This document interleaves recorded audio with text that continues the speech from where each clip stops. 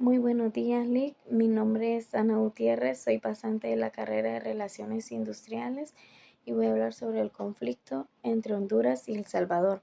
Análisis de sus causas. Introducción. El presente es un estudio de los factores que generaron el enfoque armado entre las repúblicas de Honduras y El Salvador en julio de 1969. Esta guerra, ni al conocida como la Guerra del Fútbol, tuvo el efecto de desquiciar las relaciones y la confianza sobre las que se basaba el ideal de integración Centroamérica. La evolución del conflicto, en el que la guerra es solamente una parte, aunque si el clímax del mismo crece de la perspectiva histórica, y solo dentro de algunos años adquirirá su verdadero lugar y valor en el análisis de las relaciones interamericanas. El problema debe ser enfocado desde cuatro diferentes aspectos, haciendo el esfuerzo de ver las posiciones de ambos países en la medida de lo posible sobre elementos con una nomenclatura común para Honduras y El Salvador. El estudio de las situaciones internas en estos bajos la posibilidad de que los dos gobiernos involucrados buscaban el argumento del peligro externo o la agresión extranjera para lograr objetivos políticos internos tales como aumento de popularidad del partido en el poder, consecución de un grado de cohesión nacional, continuidad del grupo gobernante o legitimización del ejército al llenar el nuevo rol de defensor de la nación ante la amenaza foránea. El examen de las relaciones existentes entre ambos países previas al estallido del conflicto, partiendo de sus lazos económicos, sus posibles diferencias culturales y de mentalidad causadas por un desarrollo social distinto. Las relaciones de ambos países dentro y con el área inmediata, concretamente los planes de integración y el mercado común centroamericano de Honduras y El Salvador obedecen a niegan según su interés nacional más o menos definido. La presencia de elementos extrarregionales que pueden ejercer influencia sobre el desarrollo de los acontecimientos y que puedan ser un factor de presión sobre la voluntad de alguno de los bandos, por ejemplo, la influencia de Estados Unidos o la intervención y mediación de los países latinoamericanos y centroamericanos a través de la OLA y de la ODFCA. Delimitado el marco del estudio, procederemos a evaluar los factores del conflicto. Los factores del conflicto. El observador que busque una lógica en los hechos que llevaron al choque entre Honduras y El Salvador no podrá menos que plantearse varias interrogantes sobre las causas que pudieron desmoronar todo un sistema de relaciones culturales y políticas fuertemente sostenido por los lazos económicos y comerciales de clara complementariedad.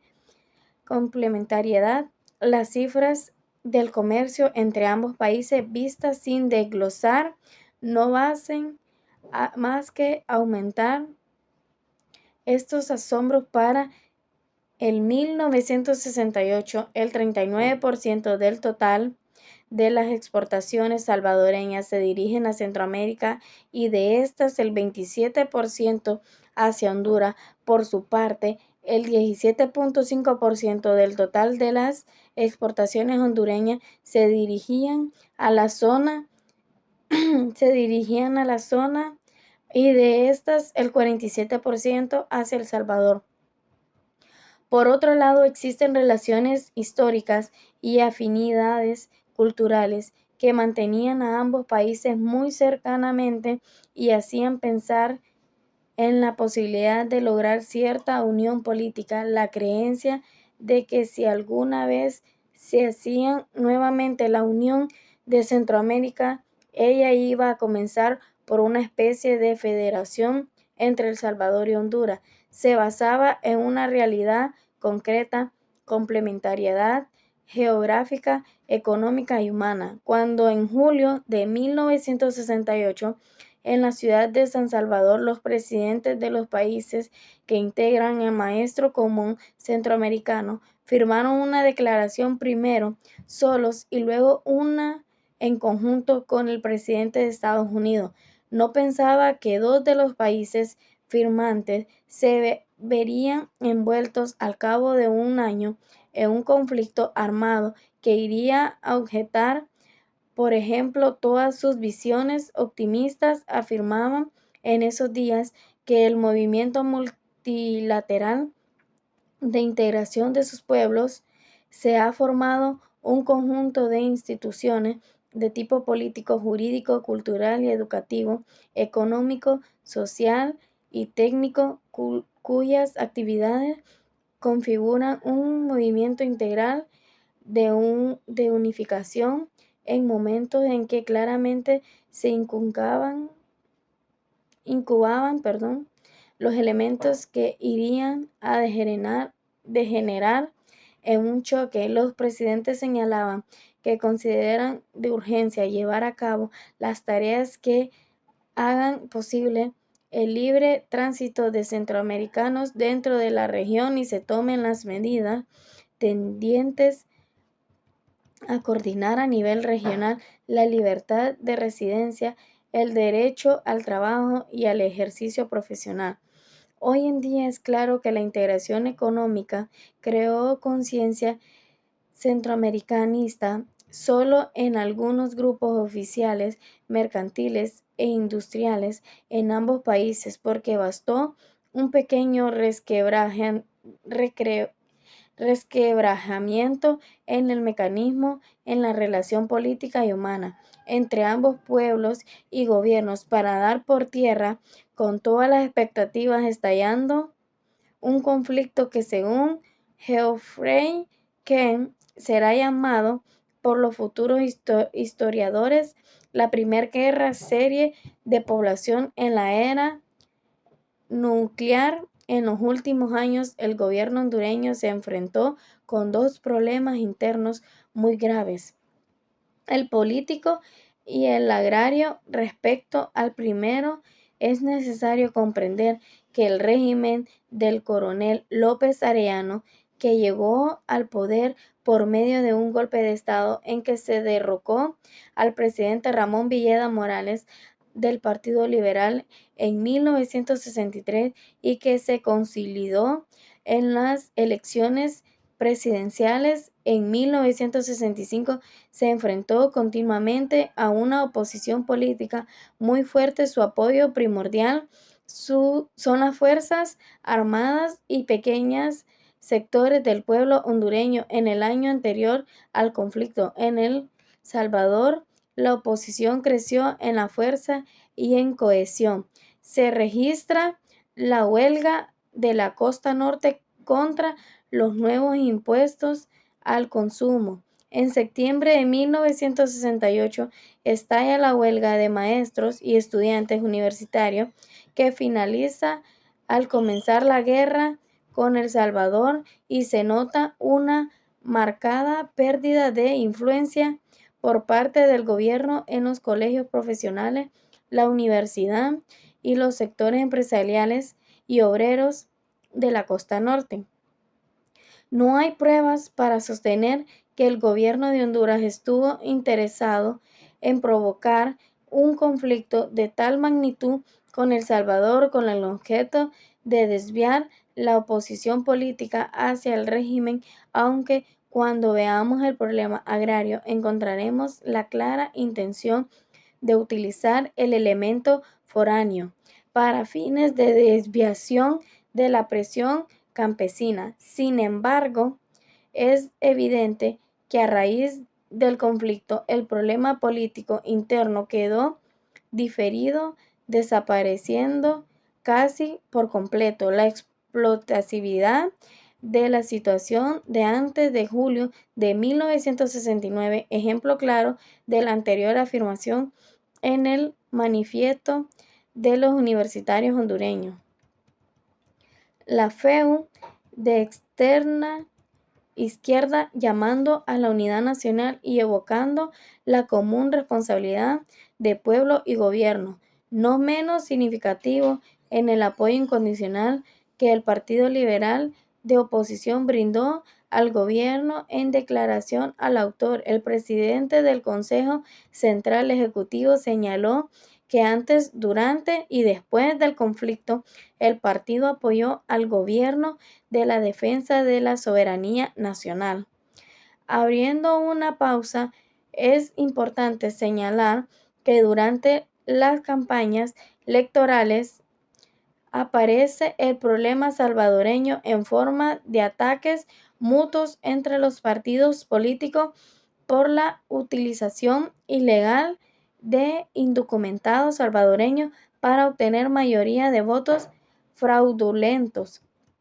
El problema agrario gira alrededor de la propiedad de la tierra que se encuentra en manos de las compañías bananeras extranjeras y los grandes terratenientes nacionales. En consecuencia, los conflictos se manifiestan en las luchas sindicales, en los obreros agrícolas en la costa norte, donde se encuentran las plantaciones de banano por mejoras salarios y en los intentos de la población rural por lograr la propiedad de la tierra, situación que provocó conflictos agrarios de gravedad desde julio de 1967 a julio de 1969, sea para aliviar este problema y lograr una solución aceptable para el problema agrario, o sea, como la indican algunos fuentes de izquierda para no perjudicar a los grandes terratenientes hondureños y a la United Fruit Company, esta última acusada por el gobierno salvadoreño como culpable del conflicto. El Instituto Nacional Agrario inició la aplicación de la Ley de Reforma Agraria de 1962. En nuestra opinión, al comenzar el Instituto Nacional Agrario INA la aplicación del artículo 68 de la Ley de Reforma Agraria que restringe la propiedad de la tierra solo a hondureños, desalojando a los campesinos salvadoreños que se hallaban sin documentos, estaba obrando como parte del plan y reforma agraria que se había iniciado para acabar con la creciente inquietud en el campo desde tiempo antes, pero la campaña reformista de Lina, acompañada ahora por la expulsión de salvadoreños justificada legalmente, quizás con miras a lograr un efecto político de dimensión nacional, se convirtió en uno de los principales factores generadores de conflicto. La situación interna de El Salvador, la posición que adoptó el gobierno de Fidel Sánchez Hernández en el poder desde 1967 respecto a los difíciles problemas socioeconómicos de El Salvador influyó en definitiva su actitud hacia el exterior.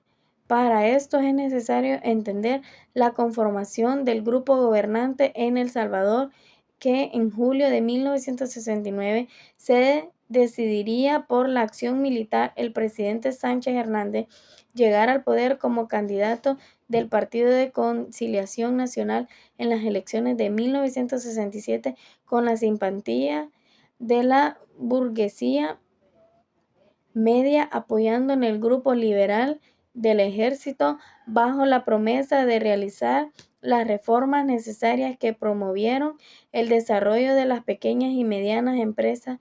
Por otro lado, los grandes terratenientes mantienen sus ligas con los duros dentro del ejército y la Guardia Nacional y se oponen a todo programa de reformas. La existencia de estos dos intereses que denominaremos industrialista y latifundista dan por tierra con la vieja idea del dominio de las familias oligárquicas sobre la vida económica y política de El Salvador, mientras los industrialistas estaban contra los elementos que pudiese alterar la orden establecido dentro del mercado común centroamericano por los fuertes beneficios que estaban obteniendo los latifundistas, dependiendo de las exportaciones hacia países fuera del área, se alarmaron profundamente con la perspectiva del regreso a los campesinos emigrados a Honduras, que se constituirán en un elemento de presión social más en la ya deteriorada situación agraria y demográfica. La existencia de estos dos sectores son intereses claramente definidos en fundamental para entender el porqué la toma de una decisión favorable a la acción armada contra Honduras. En definitiva, el interés agrario tradicional en los grandes terratenientes se impulsó sobre el interés industrialista, modernizante, dependiente del mercado centroamericano. Esta tesis de la existencia de dos sectores es, de nuestra opinión, claramente reconocida en este pequeño país. El actual viceministro de Economía de El Salvador señaló textualmente: se ha formado un sector industrial que comprende no solo a inversionistas y ejecutivos, sino que a abarcar otros sectores de servicios dependen de aquel para su prosperidad. Entre nuevo grupo con intereses comunes, ha venido desafiando abierta o indirectamente en las estructuras tradicionales del poder que habían dominado hasta entonces el sector agrícola. La inquietud social, entre cuyos motivos se encuentran el desempleo y la situación agraria caracterizada por un reparto desequilibrado sobre la propiedad de la tierra, incrementan la sensibilidad del gobierno salvadoreño entre problemas del rápido crecimiento demográfico del país. Bajo esta situación, los latifundistas pudieron imponer su punto de vista ante el regreso de los salvadoreños residentes de Honduras y ante el viraje de la política tradicional hondureña de ser receptorio de los excedentes de la población de El Salvador. La migración salvadoreña hacia Honduras. La presión demográfica, entendida en términos de un gran número de habitantes sobre cada unidad territorial, no da la visión exacta del problema en El Salvador.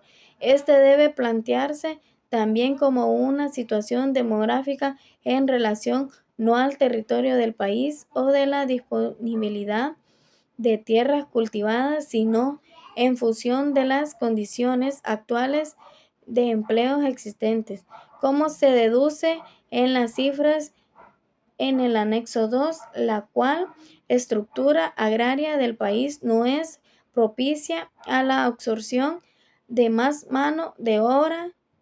Por otro lado, un estudio de la CIA señala que hasta el 1962 la industria y los servicios creados por esta proporcionaban 8,000 nuevos empleados por año frente a un aumento anual y a la oferta de mano de obra que puede estimarse en más de 20,000 personas.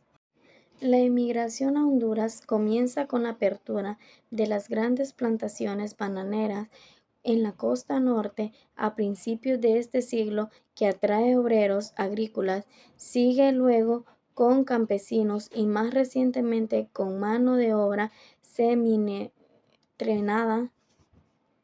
La minoría salvadoreña en Honduras llega a contar con 300.000 personas, casi el 12% de la población total de este país.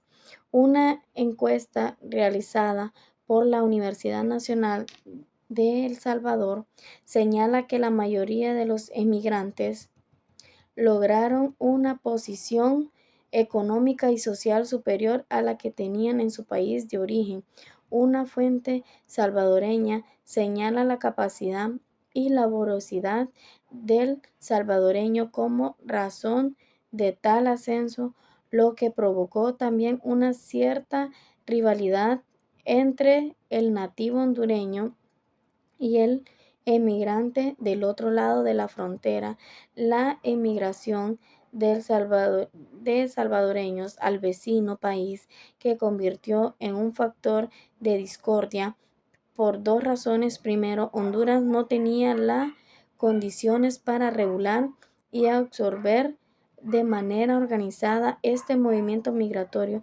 Segundo, El Salvador mantenía la tesis de la libre movilidad de mano de obra entre los países que componen el MCGA, movilidad que le permitiría la salida del excedente de población hacia los países vecinos. El cambio de política del gobierno hondureño meses antes de la guerra chocó en forma violenta con esta tesis y con los tratados que se había acordado entre ambos países.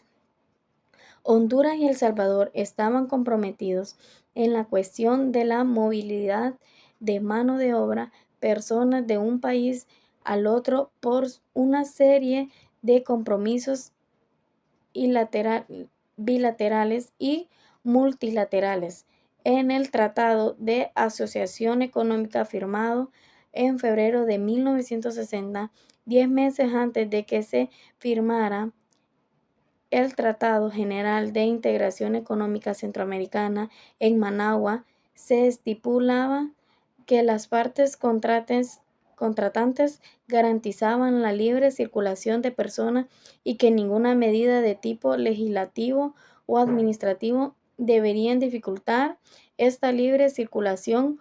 Otro ejemplo es el convenio bilateral firmado por ambos países en 1968 bajo el nombre de Tratado de Migración entre Honduras y El Salvador. En el mismo se estipula que los nacionales de uno de los países contratantes que a la fecha de suscripción de este tratado se hallaren establecidos en el territorio del otro no serán objetos de expulsión por el hecho de carecer de los documentos que acrediten su residencia legal definitiva. En el mismo tratado también se prevé la expulsión a partir de la fecha de vigencia de este en 1967 de todos los que ingresen al territorio del otro sin haber llenado los requisitos legales. De esta manera, el cambio de política de Honduras hacia su minoría salvadoreña estuvo en contradicción con los tratados firmados y con las propias expectativas de El Salvador.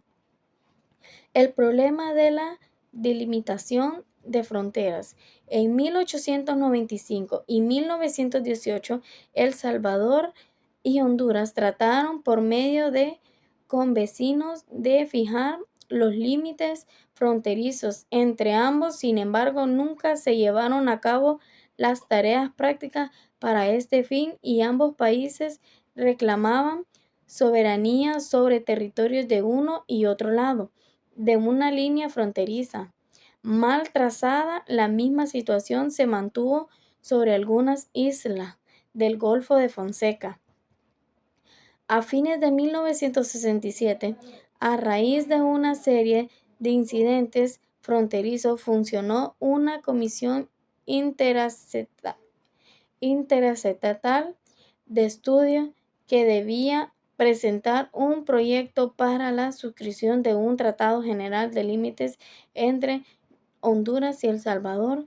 Esta comisión redactó un proyecto de tratado, pero la aprobación de los gobiernos nunca llegó a materializarse,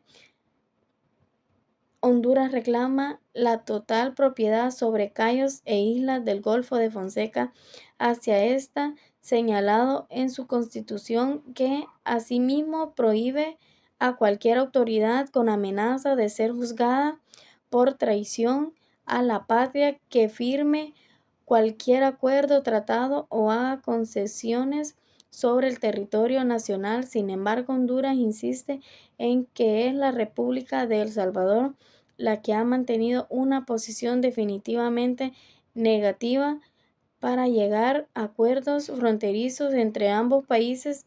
A este respecto, el jefe de Relaciones Públicas de las Fuerzas Armadas de Honduras opina que la falta de definición entre fronteras fue propiciada por El Salvador a fin de tener pretexto para realizar incursiones en territorio hondureño y para llegado el momento hacer reclamaciones territoriales. Por otra parte, el gobierno de Honduras ha declarado en varias ocasiones que la falta de definición de las fronteras con El Salvador por la negativa de este último a negociar ha sido una de las causas principales del conflicto armado.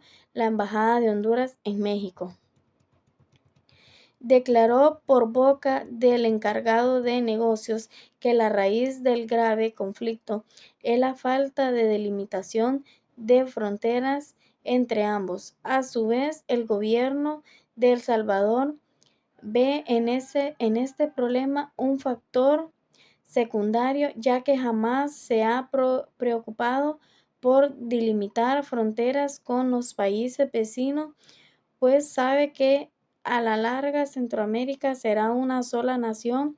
Otro argumento oficial versa en torno a que si El Salvador quisiera discutir el problema, para lo cual cuenta con documentos que harían prevalecer sus derechos sobre los territorios en disputa, no tendría con quién, ya que el gobierno de Honduras está impedido constitucionalmente de hacerlo.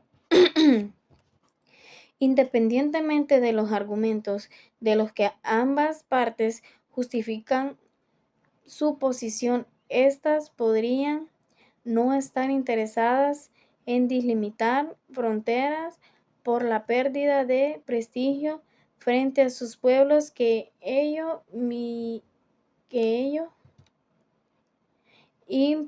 implicaría, pero de todas maneras, en nuestra opinión, la falta de definición de fronteras entre ambos países no fue causa directa del conflicto, sino un factor indudable de inestabilidad por las relaciones entre Honduras y El Salvador, como los demuestra la lista de incidentes fronterizos en números entre mayo de 1967 y junio de 1969.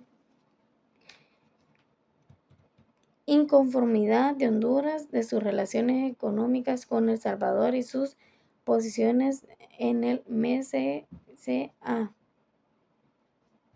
Estos son dos problemas que por su estrecha relación deben ser examinados conjuntamente. El mecanismo de relaciones económicas entre los países centroamericanos se constituye en base al Tratado General para la Integración Económica Centroamericana firmada en Managua,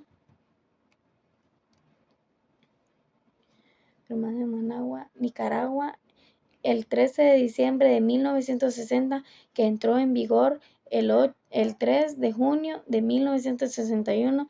La deliberación más importante del tratado es la creación del Mercado Común Centroamericano. Desde un comienzo, Honduras tenía conciencia de que su posición dentro del proceso de integración no era de las más favorecidas en los referentes a la integración industrial. Pidió se hiciese constar el informe que se atenía el compromiso existente, pero que su parte hubiera preferido eliminar totalmente el capítulo 6 del tratado referente a la integración industrial. Este capítulo ha adoptado el convenio sobre el régimen de industrias centroamericanas de integración suscrito en 1958, daba amparo a las empresas industriales para actuar en los otros países centroamericanos en base a una completa igualdad. En este contexto, era evidente que El Salvador tenía una gran ventaja sobre Honduras por su mayor desarrollo y poder industrial. Sin embargo, el segundo se adhiere al proceso de integración en el entendimiento de que al ser considerado país de menor desarrollo relativo, disfrutaría de una serie de prerrogativas y podría obtener un desarrollo industrial sobre bases más económicas, o sea, una participación efectiva en los beneficios del programa integración y no solo en sus costos, entre otras cosas, por ejemplo, instalación de industria en su territorio, facilidades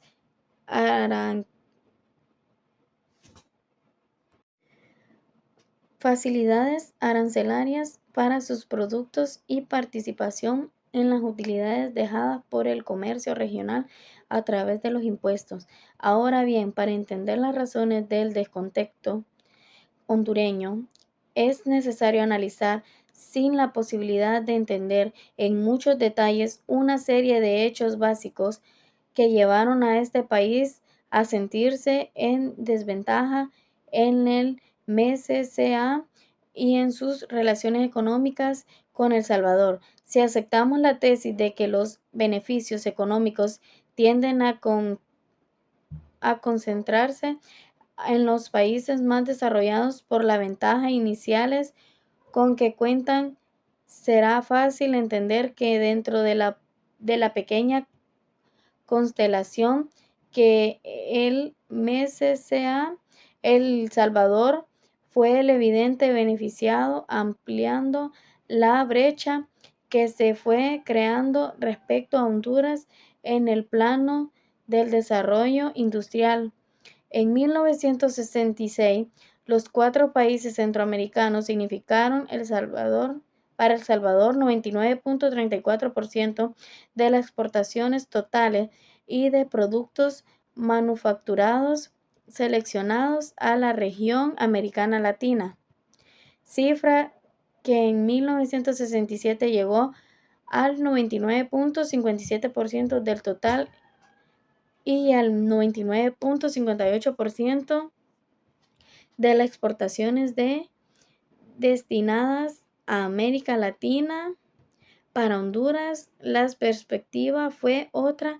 Ante la integración, Honduras mantenía una balanza comercial favorable con el resto de Centroamérica después de la integración y por la protección que representa el mercado común para las exportaciones industriales del resto de Centroamérica. Las importaciones de producción industriales hechas por Honduras se ha incrementado sustancialmente, convirtiéndose el superávit del periodo de preintegración en un déficit en la etapa de integración que alcanzó en 1968 el monto de 37.8 millones de lempiras. $1 es igual a 2 lempiras. Este proceso se ve claramente en el anexo 1 sobre el intercambio comercial entre Honduras y El Salvador. Existen otros perjuicios para Honduras y es que sus importaciones provenientes ahora de Centroamérica son más caras de las que compraba antes en otros lugares del mundo. A raíz del mercado común se ve obligada a usar la fuente de suministros regionales, pero el problema no termina ahí. No solo para Honduras, sus importaciones provenientes del área más cara, sino que por no poder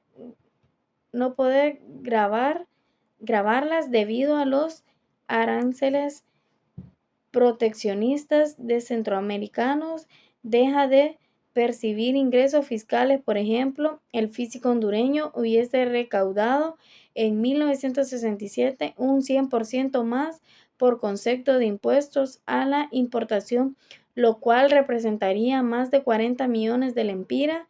Existe una distribución desequilibrada de los beneficios de la integración y no hay mecanismos o cláusulas que aminoreen las desventajas económicas de dicha integración. Significa para Honduras, a la luz de los hechos anteriormente señalados, podemos derivar la idea de que si bien Honduras no llegó al grado de provocar un conflicto armado para, para romper con una situación que la era desfavorable, tampoco era su cálculo para evitar una crisis que justificara el abandono del MCCA y sus relaciones económicas con El Salvador, de las que no extraería ningún beneficio especial. La expulsión del indocumentado y reacción salvadoreña.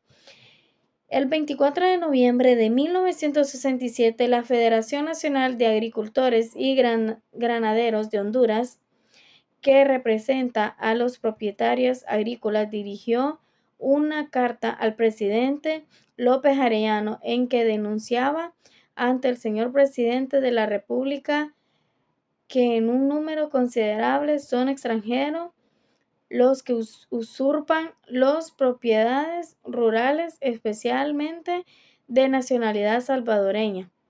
En una declaración posterior de la FENA, se acusaba al director de INA, Institución Nacional Agrario, por no aplicar efectivamente la ley de reforma agraria. Esto se debe a que muchos de los invadían las tierras eran efectivamente de nacionalidad salvadoreña.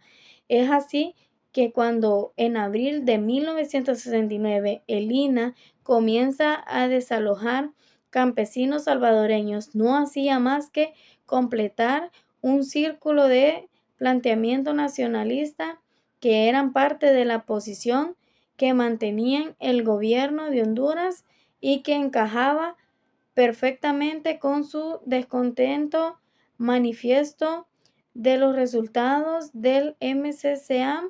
En palabras de una fuerte hondureña, el gobierno siguió una política más acorde con los intereses del país. Conflicto Honduras-Salvador. El desalojo de campesinos salvadoreños indocumentados se justificaba jurídicamente, pero la irregularidad de la situación de estos campesinos se debía a la falta del funcionamiento efectivo de los tratados migratorios. Por culpa de ambas partes, los salvadoreños seguían saliendo sin documentos hacia Honduras, y en este país no se les concedía documentos a quienes lo pedían.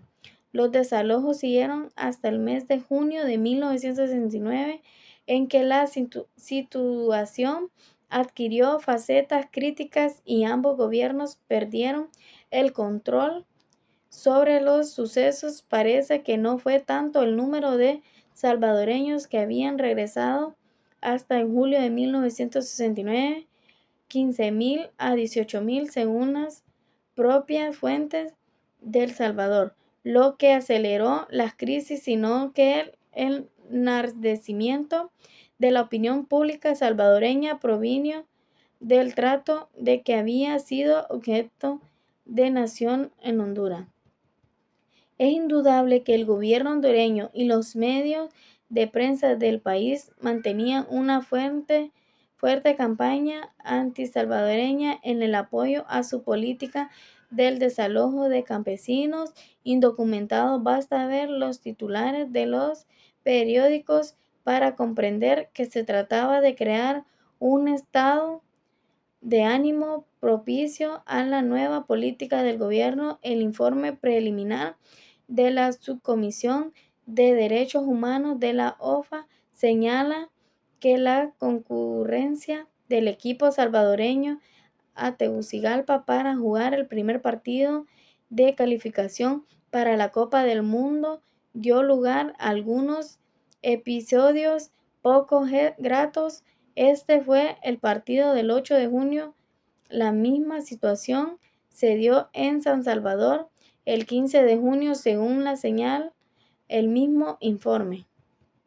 Es un hecho que el viaje de la política tradicional de Honduras hacia El Salvador manifiesta en el desalojo de los emigrantes indocumentados salvadoreños, derivó en la persecución y el maltrato de esta minoría al romper Honduras el estatus que y al no poder retroceder de su campaña de propaganda nacionalista en apoyo a la misma, se provocó la reacción desproporcionada en El Salvador, donde el grupo industrialista moderador e interesado en mantener la normalidad en la MCCA hubo de ceder frente a los grupos latifundistas alarmados por la perspectiva del regreso de decenas de miles campesinos. El argumento salvadoreño de salir en defensa de sus compatriotas agredidos y perseguidos y aplicar un castigo justo con las atrocidades que ahí se estaban cometiendo, porque si nosotros no lo hacíamos, lo harían nuestras mujeres. Es un argumento que no ha pasado la prueba de la realidad. En un documento reciente de la CEPAL se indica que los evacuados no han podido ser reabsorbidos por una serie de razones exclusivamente e inherentes al gobierno y pueblo salvadoreño. Es evidente que la política de El Salvador hacia la crisis fue dominada por el criterio de mano dura, más por el criterio de manejos diplomáticos. El ejército y la Guardia Nacional empezaron a tomar papel activo en los sucesos debido a la oportunidad de vengar una derrota que los achicó frente a la opinión pública de su país cuando un contingente de tropas fue apresado en territorio de Honduras en 1967. Existe una versión de que dichas tropas venían a apoyar un golpe abortado contra el presidente López Arellano. En síntesis, una vez decidido el gobierno de El Salvador a tomar posición activa frente a los sucesos que lo ponían en desventaja, romper relaciones diplomáticas en Honduras y cierre la frontera al regreso de sus compatriotas sin que esta medida interrumpa el flujo de los mismos. Desde este momento empieza a tener la palabra el ejército. Inefectividad de la Organización de Estados Americanos y de la Organización de Estados Centroamericanos para evitar el conflicto. Con la ruptura de las relaciones diplomáticas entre ambos países por iniciativa salvadoreña, se acrecienta la sensación de crisis en Centroamérica. La fecha misma de la reunión de cancilleres de Guatemala, Nicaragua y Costa Rica, 30 de junio de 1969, para constituirse en comisión mediadora, nos sugiere cierta incapacidad para encarar el conflicto que se venía gestando por lo menos desde hace algunas semanas. Un análisis del contenido de la declaración de dicha comisión nos indica que se recomendaba alejar a ambos ejércitos de la frontera y también encontrar solución para que emigraran los excedentes de población hacia las regiones de menor densidad demográfica del Istmo, tratándose de recomendaciones donde no se señalaban los medios de su ejecución, sino que se dejaba a las partes encontrar los mecanismos de común acuerdo con ayuda de los mediadores. pero sin calendario y sin ningún tipo de medida compulsiva. Era una utopía creer que alguno de los dos países estaba dispuesto a renunciar a sus posiciones. En nuestra opinión, a esas alturas del conflicto, ninguno de los dos gobiernos podía renunciar a lo que se consideraba en el interés nacional mediato, pena de perder el apoyo popular y el alto grado de cohesión nacional que estaban legitimizando sus acciones en el caso de la actuación de la OEA. Se señalaba y criticaba su falta de acción inicial. La organización hizo su entrada en la escena demasiado tarde. El informe antes mencionado fue terminado de redactar el 14 de julio, pero no se presentó a la OEA sino hasta el 23 de julio de 1969. Por otro lado, la OEA nombró una misión pacificadora compuesta por los cancilleres de Centroamérica que estuvo destinada al fracaso porque se habían iniciado ya acciones bélicas en pequeña escala. El organismo interamericano entró en acción con resultados positivos una vez que las armas habían ya tomado la palabra y cobrado sus víctimas. Algunas conclusiones. El conflicto entre Honduras y El Salvador es el resultado del choque entre dos políticas, la del primer país que se aparta de su sistema de relaciones tradicionales con su vecino y se inicia a salvaguardar sus intereses nacionales, y la del segundo que desea mantener el estatus que lo permite seguir disfrutando de los beneficios de la integración centroamericana. La situación política interna en cada uno de los países es una constante en sus relaciones mutuas. Por otro lado, los medios de prensa y radiodifusión en ambos países ayudaron a la creación de un nacionalismo inconsciente dirigido contra el país vecino. Ambos países se enfrascaron en una serie de actos que comprometieron su prestigio y no podía volverse atrás, pena de perderlo a los ojos de sus pueblos.